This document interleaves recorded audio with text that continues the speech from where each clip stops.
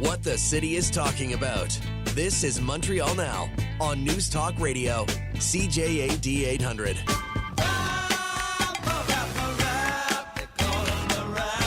All right, let's get to it. James MENNIE over at the Montreal Gazette. So, Jim, today, Injunction Day here. You want to start with that?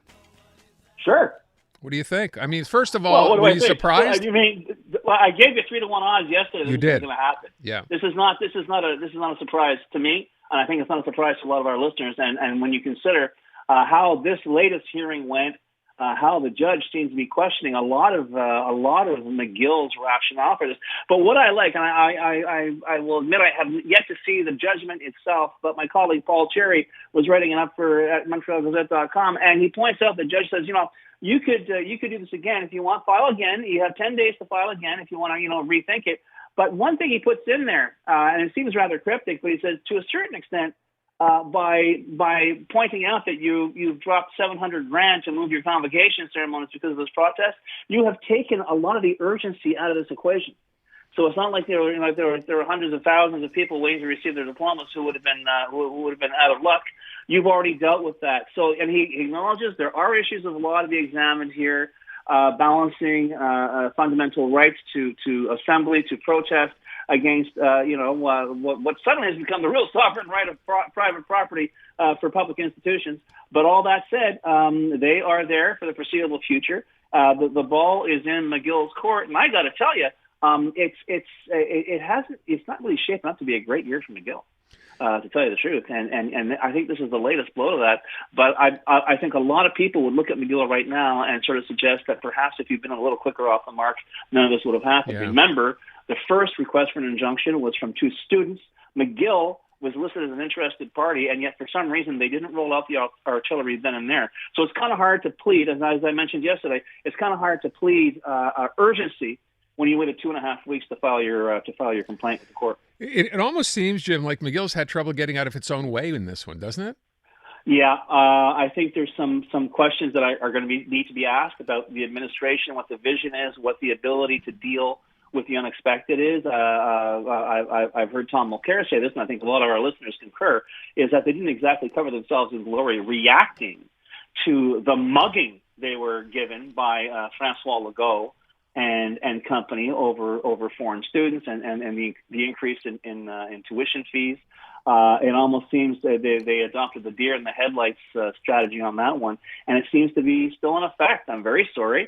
I think for those who are actually paying attention to this particular protest, it just seems that they're as they say they're showing up a day late and a dollar short. And they're paying the price for that. Right now, the immediate price is $700,000 to move the ceremonies. And I'm glad there's a place to move it. I'm glad people will not be, cheated out of their convocation ceremony. But all that said, it really kind of makes you wonder who, if anyone, is keeping their eye on the ball in the head offices of McGill. I will say, and I was kind of joking about this when we first asked the question. I'm going to come back to it once we're done here. It's interesting to note, Jim, as you said, the judge today ruling on denying this injunction by virtue of, that urgency that McGill cites. It clearly is not there. They haven't been able to prove, at least not to this judge's satisfaction. Yeah. And then realize when you ask someone for something you needed urgently and then come in with a plan B, which is to hold the convocation somewhere else, that denies your argument out of the gate. I mean, it almost doesn't make sense. And the joke was, I wonder if this is because McGill law professors are on strike. Yeah, exactly. I mean, part of me, when I saw I kind of knew this was going to happen. But when I saw the alert this morning concerning the decision by the court, I kind of laughed out loud and says, "Yeah, remember, McGill's a law school." But all that said, I think you may be onto something because clearly, and nothing against the lawyer who was representing them, but the lawyer is going to only have what his client gives him to use, and I got to tell you that was not the best argument. Yeah, we do have a plan B. We are going to deal with it, but can we just get rid of these people? Because honestly, it's becoming tedious. And by the way, I wonder if a couple of people have already texted this in, and I'm sure when we do it, people will ask the question as well. Does this ruling then, do you think by extension mean that, anybody can show up anywhere, decide to camp out, and as long as they're not violent or hateful, they can just stay there as long as they want? Well, you have opened a very interesting door, and I mentioned this as well yesterday. This particular decision is going to have an effect on a lot of other, as far as I'm concerned, a lot of other encampments, a lot of other occupations, and when we look at the rationale that was used here, and the judge isn't saying no, you're wrong. He's saying there are legal issues to be discussed here. They should be discussed here. However, there is no urgency in the meantime. But it's not the ones you presented. Maybe, or not the way in which you presented them, but certainly the whole idea here for what they were seeking for this particular injunction was immediate relief from a situation that theoretically was untenable, and yet, as we just said, they pointed out was in fact quite tenable. They have a plan B. The compensation is not going to be jeopardized. There has been no demonstrable incidents of violence, physical or otherwise.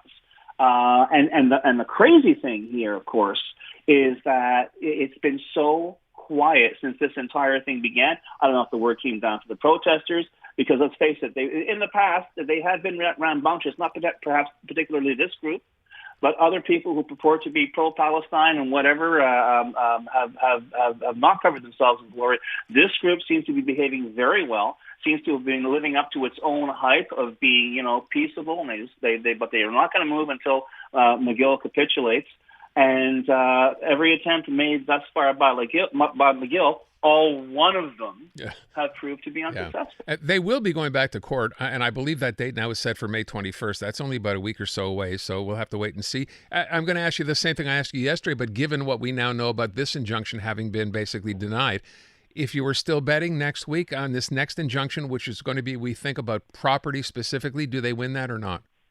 I can't handicap a race without seeing the horse's past performance. So unless I have some indication of what their arguments, if they go with the same arguments, they'll get the same result. So I'd really have to see what their arguments are going to be. If they've suddenly found some reason for the urgency to suddenly become front and center again, we'll see. But at this point, it's going to take, how can I put it, an almost Houdini-like ability to transform their legal argument over the space of a week into something that a judge might buy into.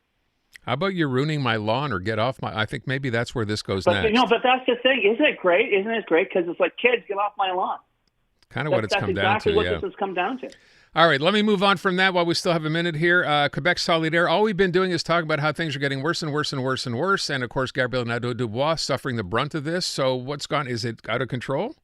Well, it's not this weekend. It's next weekend that they're having their meeting up in the Saguenay, and we are looking at which way does the party go? Does it become a party that wants to govern, or does it become a party that wants to perpetually be in opposition and pretend it's the political conscience of Quebec, very left of center, social democratic, and we dare not compromise any of those values. We got to be very doctrinaire.